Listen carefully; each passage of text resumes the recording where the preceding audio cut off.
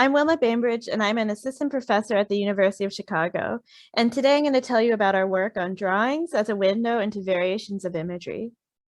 So when you visit a place for the first time, you often have a very vivid and rich sensory experience. So for example, when I saw the Rockefeller Memorial Chapel for the first time on campus, I was really amazed at how beautiful and grand the building was and how ornate the stained glass windows were and how intricate the different decorations were. Now, when I think back on that memory, what do I actually see in my mind's eye? What is in my memory for this image? Is it something pixel precise, almost photographic? Is it maybe a sort of verbal or semantic representation or something in between? And this is an important question in being able to understand these different extremes of imagination, like aphantasia and hyperphantasia. This is also a fundamental question for understanding basic human memory in both the mind and the brain. So when we think back on a memory, what do we imagine of a scene? What is in our memory? And while you might think that this should be a key question in memory research, actually a lot of memory work and work on imagination gets at a slightly orthogonal question. So for example, when we identify aphantasic individuals, we use something called the Vividness of Visual Imagery Questionnaire, the VVIQ.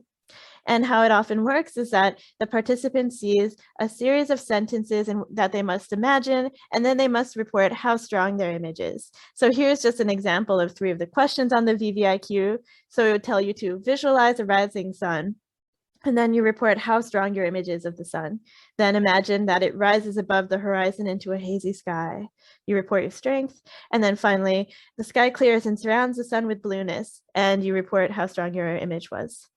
But one thing about this questionnaire is that it only tells us how strong our mental images are. It doesn't tell us what is in the mental image.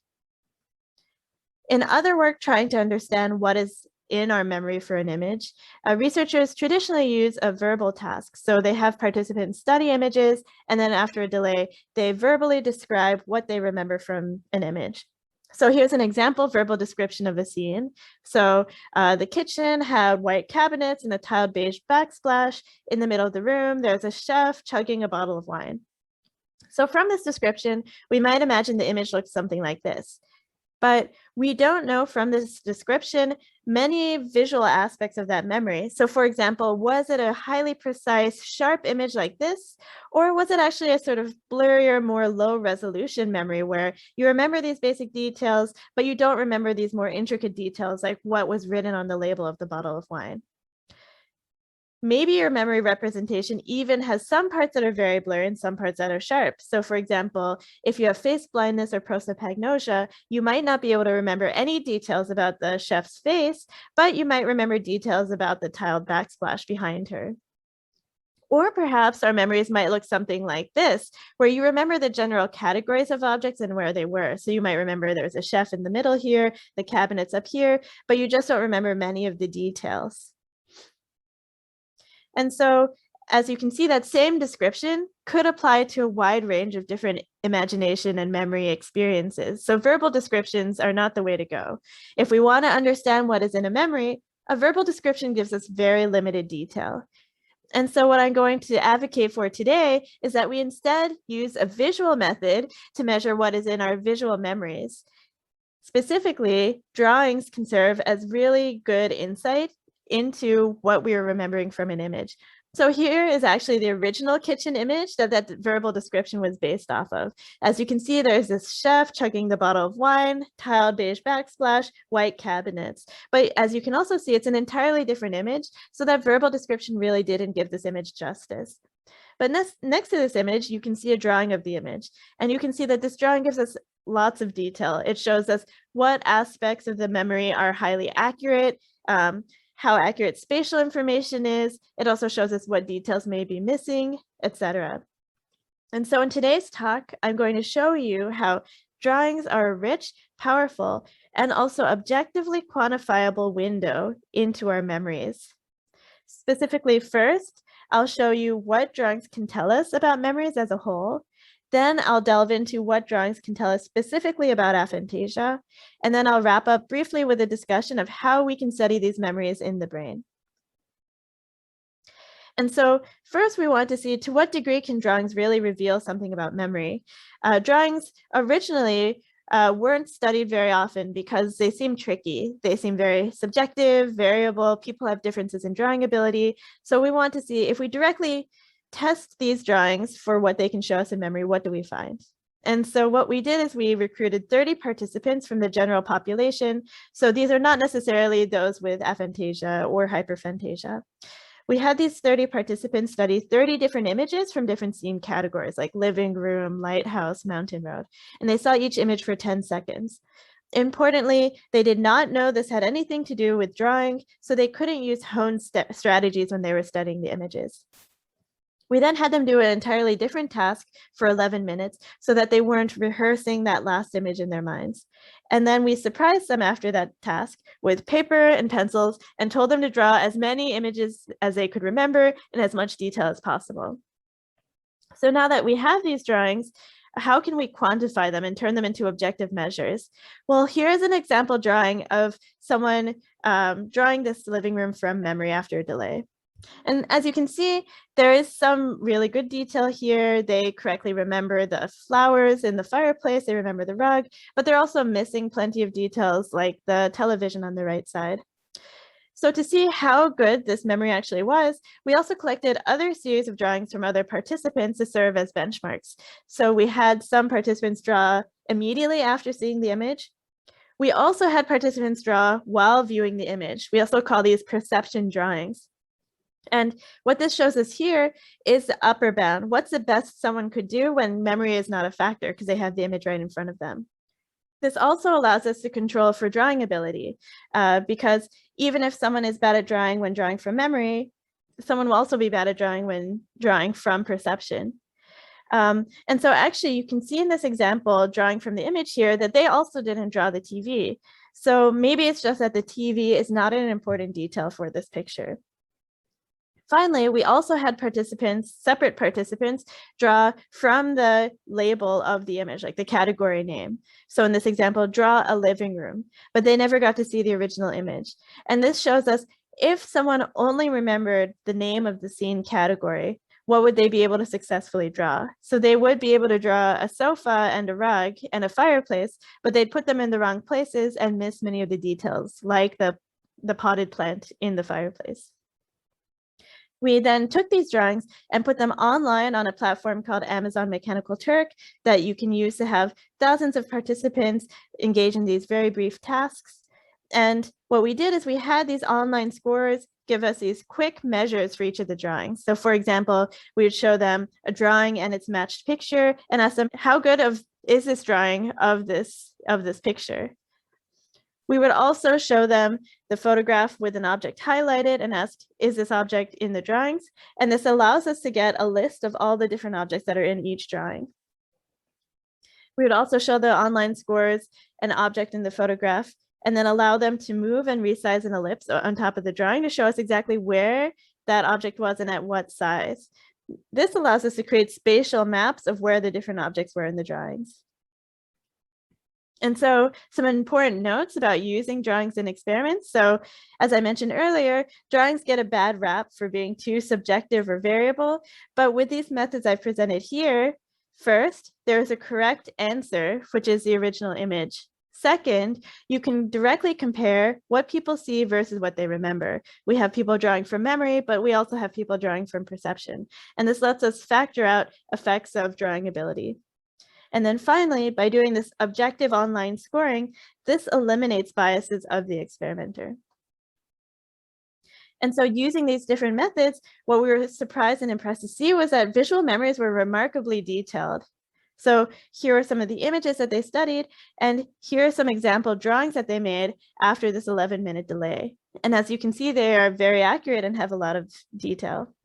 And in fact, if we quantify these drawings, we find that participants on average recalled 12 images, and across them they drew 150 different objects, which is much higher than the level of detail we'd be able to capture from a verbal description type task. We also found that these objects were drawn in really pixel-precise locations and sizes, and there were incredibly few false memories for the objects. So now that I've hopefully convinced you that drawings can tell us a lot about what's in memory, We then ran a study to look at what drawings can tell us about the memories of those with aphantasia. And so you're probably already highly familiar with this by participating in the conference, but just as a recap, aphantasia describes the experience of having no visual imagery, but intact recognition and intact semantic memory. So for example, you may not be able to conjure up a visual image of what your mother looks like, but you would be able to recognize her if you saw her, and you would be able to describe her. So for example, she has dark hair, is 5'3", etc. And here's an example quote from someone written up in BBC News in 2015 describing their experience with aphantasia. He said, "My stepfather, when I couldn't sleep, told me to count sheep, and he explained what he meant. I tried to do it and I couldn't. I couldn't see any sheep jumping over fences. There was nothing to count." And so while he couldn't see sheep, we were curious, what do aphantasic memories then look like if you're not able to conjure up that image in your mind's eye? And so the work I'm going to describe here is a study that was conducted in collaboration with Zoe Pounder, who gave a talk also in this conference, also in collaboration with Alison Erdley and Chris Baker at the NIH. And what we did is we ran a version of the drawing task, but we put it all entirely online because that's a fantastic way to recruit individuals from rare populations. We recruited on Reddit forums and Facebook forums, and we were able to recruit 62 individuals with aphantasia and 51 with typical imagery. If any of you are interested in running your own online drawing task, I've actually made a paper, YouTube tutorial series, wiki, and code base publicly available online recently that makes it hopefully relatively easy to code your own drawing experiments, even with limited minimal programming experience. So I definitely encourage you to check it out. And so what we did in our online drawing experiment was we had participants first study 3 images, one at a time for 10 seconds each. These images that we used were the ones with the most unique features and object detail from that first experiment I showed you. We then had the participants draw each image from memory, and they had unlimited time to do that.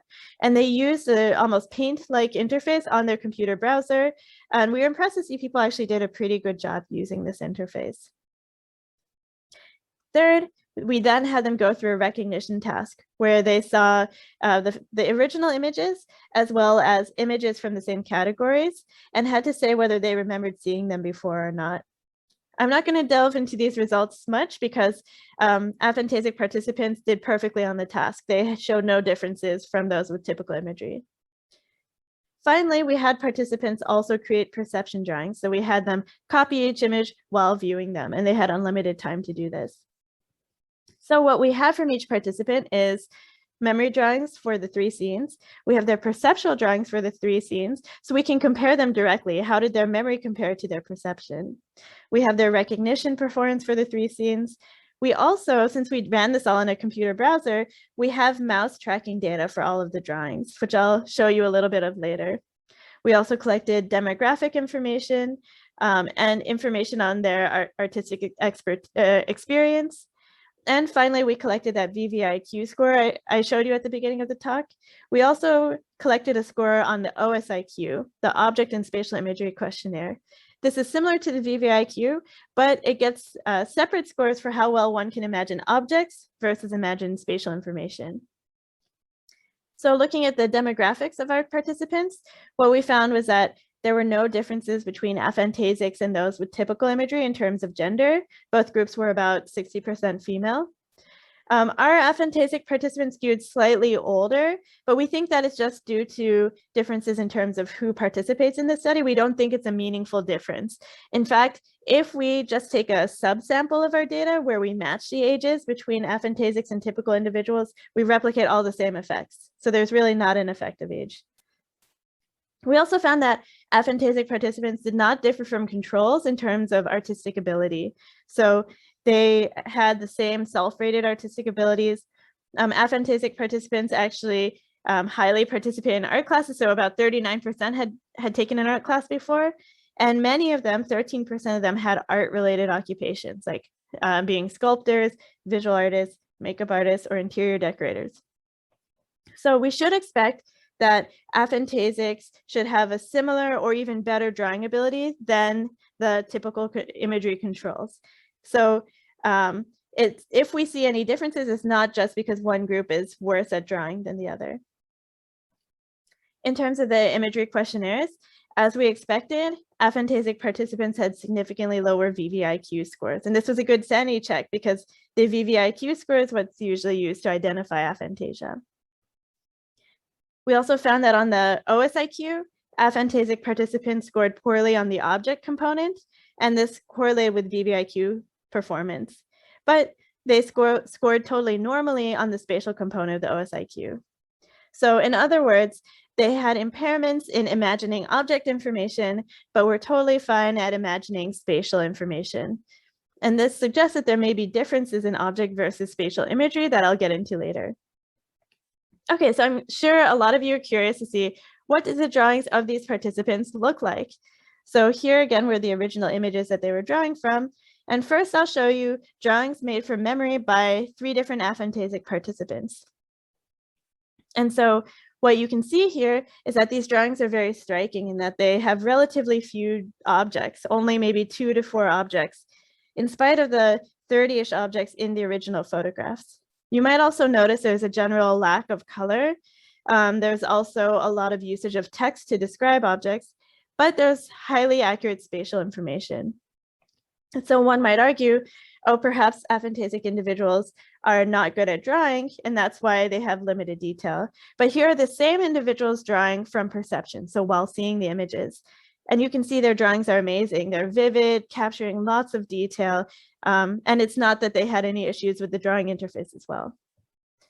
Now, here are some example drawings made from memory by those with typical imagery.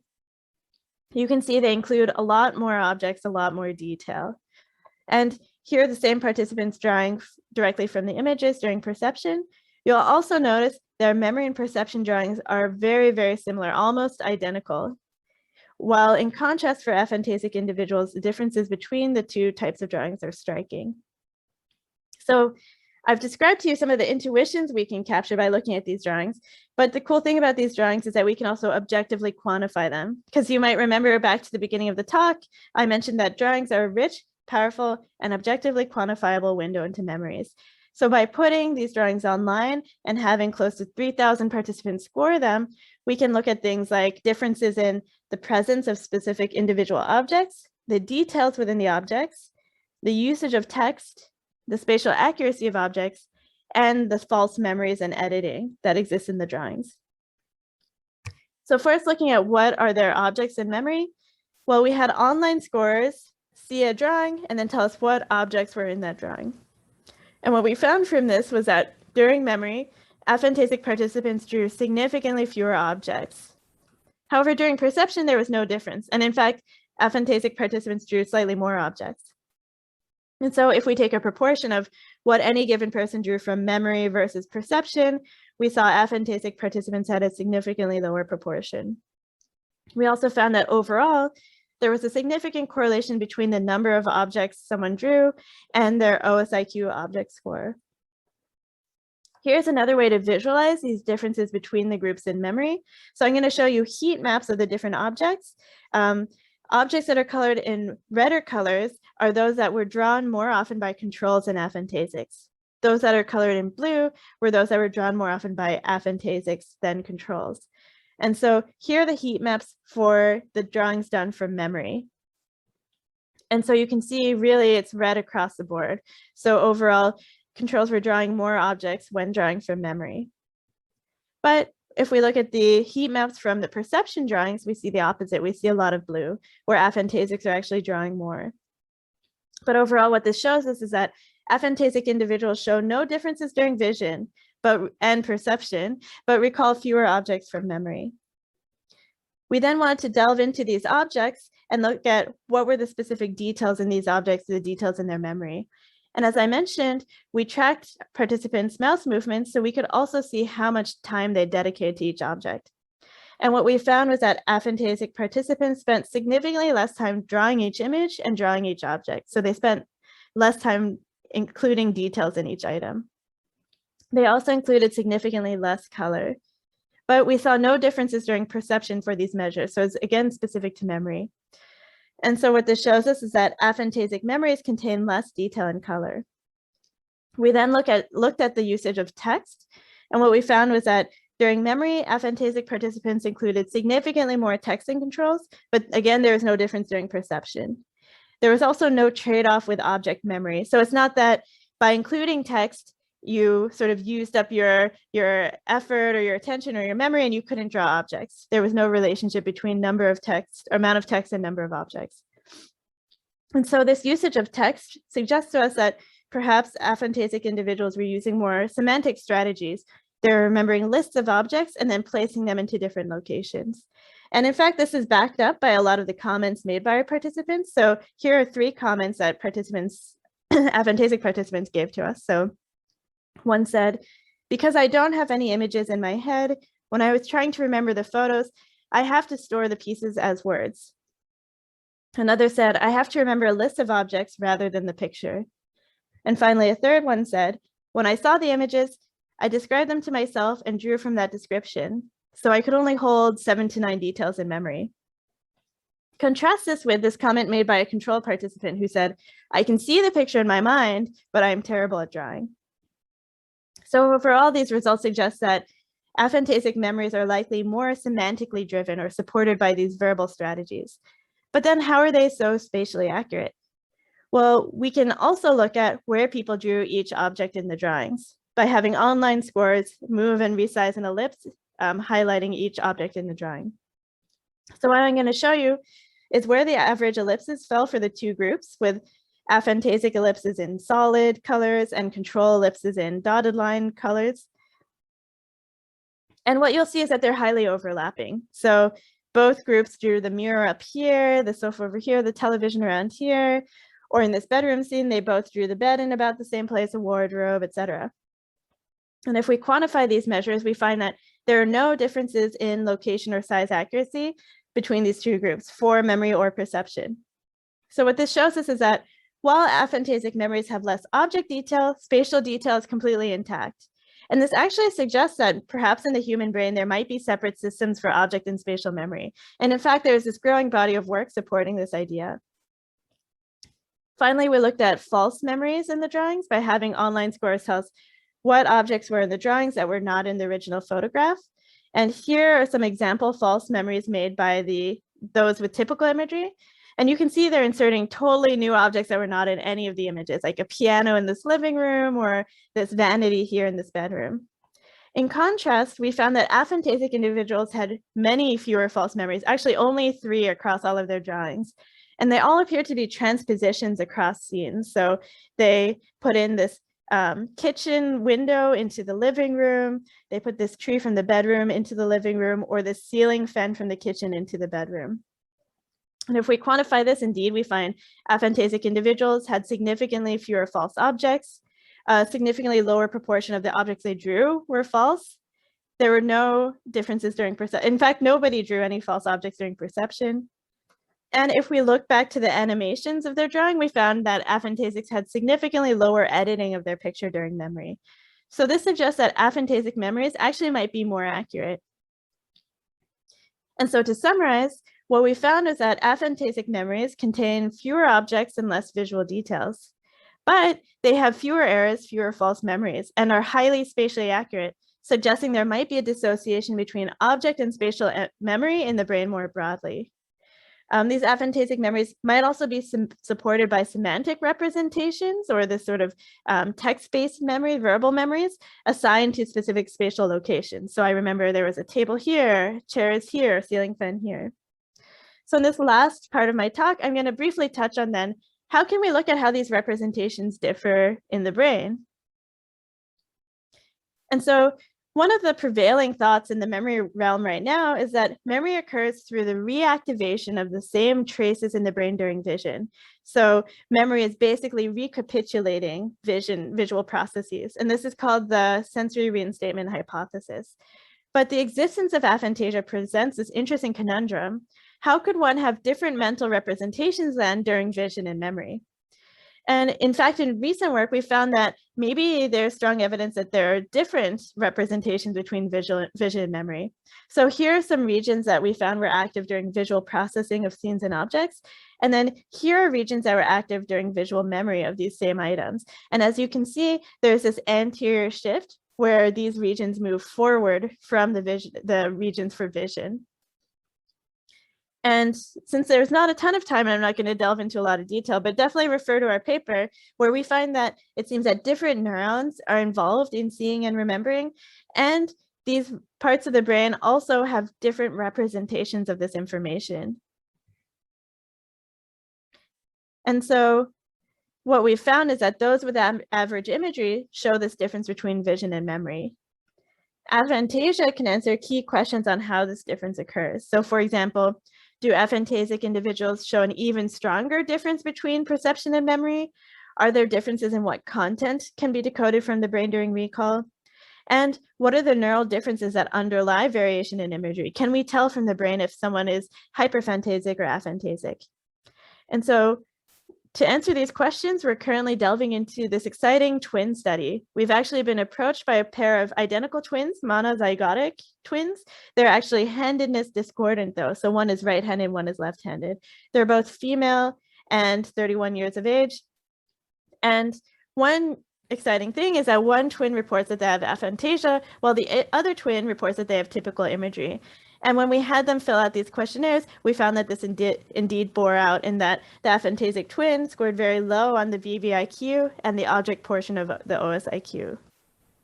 We also had them draw these same images from our online experiment. And as you can see, the aphantasic twin, again, their drawings have a lot of loss of visual detail. They have many fewer objects and less color. And so we've recently run them in an fMRI study in the 3 Tesla scanner, and we're currently looking at what differences might occur between the two brains for recalling specific images and also familiar items. Specifically, we're looking at questions like, do we see differences in the transformation from vision to memory? Do we see differences in the visual content in the brain during memory? We're also looking at how do representations differ for the same familiar items? They both had the same parents, the same childhood home, but do we see differences when they're trying to recall these familiar items? Also, what's interesting to us is this handedness discordance where one is right-handed and left-handed. Could this be related to the differences in imagery? So if you're interested to see what we get from the study, definitely get in touch with us. We have a poster at SFN coming up in the next few weeks. And I'm sure my lab manager, Deepa Prasad, who's been working on this project, would be happy to share her results with you. And so now to return to this original question, this original scene, the key question motivating this talk was, what do we imagine of a scene? What is in our memory for this image? And perhaps the best way to look at this is not having someone describe it, but having someone draw what they remember.